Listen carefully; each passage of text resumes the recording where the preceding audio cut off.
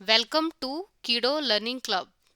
Watch, read, listen, learn.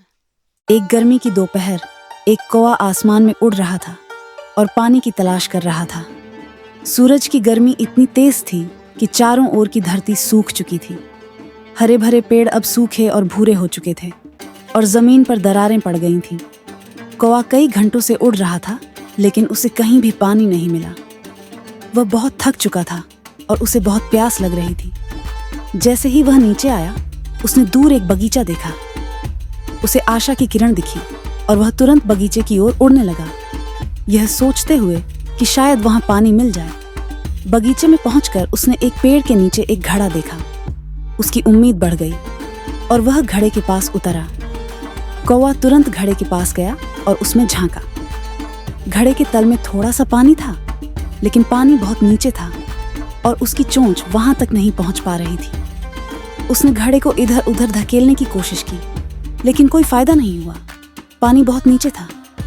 कौवा निराश हुआ, लेकिन वह चतुर था। उसने हार नहीं मानी। तभी उसकी नजर घड़े के पास पड़े कुछ कंकड़ों पर पड़ी।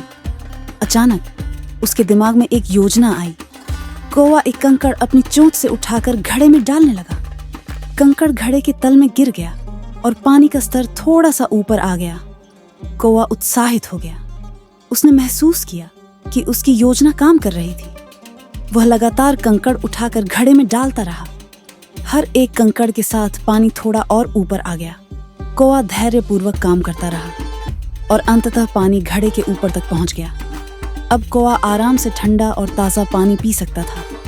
उसकी प्यास बुझ गई और वह तरोताज़ा महसूस करने लगा। जब उसने अपनी प्यास पूरी तरह से बुझा ली, तो वह आकाश में उड़ गया, अपनी चतुराई पर गर्व करते हुए। इस कहानी की सीख है, जहाँ चाह वहाँ राह।